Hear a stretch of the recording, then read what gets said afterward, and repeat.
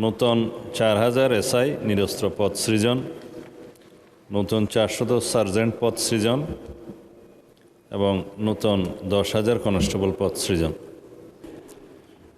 মাননীয় স্বরাষ্ট্রমন্ত্রী মহোদয়, অনুগ্রহ করিয়া বলিবেন কি, আমার নির্বাচনী এলাকায় বিস্তৃত জনপদ, কর্মবর্ধমান জনসংখ্যার তুলনায় আইন শৃঙ্খলা রক্ষাকারী বাহিনীর জনবল, যানবাহন, আধুনিক প্রযুক্তিগত সরঞ্জাম পর্যাপ্ত না থাকায় আইন শৃঙ্খলা পরিস্থিতি দ্রুত জনসেবা নিশ্চিত করা সম্ভব হচ্ছে না, যেটা চ্যালেঞ্জের মুখোমুখি।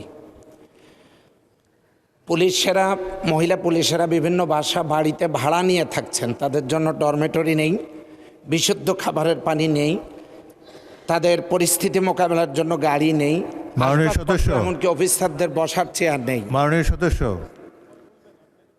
এখন মাননীয় মন্ত্রী মহোদয় বলবেন কি, অনুগ্রহ করিয়া এগুলো সমস্যার সমাধানের কোনো পরিকল্পনা মন্ত্রী মহোদয়ের আছে কিনা?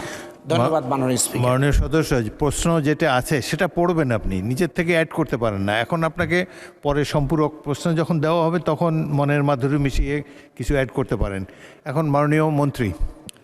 পুলিশের জনবল বৃদ্ধি সংক্রান্তে বর্তমান সরকারের গৃহীত পরিকল্পনা নিম্নরূপ: নূতন 4000 এসআই নিরস্ত্র পদ সৃজন, নূতন 400 সার্জেন্ট পদ সৃজন এবং নূতন 10,000 কনস্টেবল পদ সৃজন।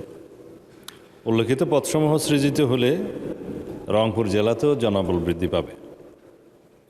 পুলিশের যানবাহন প্রদান সংক্রান্তে বর্তমান সরকারের গৃহীত পরিকল্পনা নিম্নরূপ: আগামী 5 বছরে পর্যায়ক্রমিক টেবল অফ অর্গানোগ্রাম অ্যান্ড ইকুইপমেন্টভুক্ত যানবাহন ও জলযানের ঘাটতি রাজস্ব বাজেটের মাধ্যমে ক্রয়পূর্বক পূরণ করা, যানবাহনের প্রকৃত প্রয়োজনীয়তা নির্ধারণ করার জন্য সম্ভাব্যতা যাচাইপূর্বক উন্নয়ন প্রকল্প গ্রহণের মাধ্যমে যানবাহনের ঘাটতি পূরণ করা, নবসৃষ্ট ইউনিট, জনবল এবং কাজের পরিধি বিবেচনায় টেবল অফ অর্গানোগ্রাম অ্যান্ড ইকুইপমেন্টসে যানবাহন ও জলযানের সংখ্যা বৃদ্ধি করা হবে।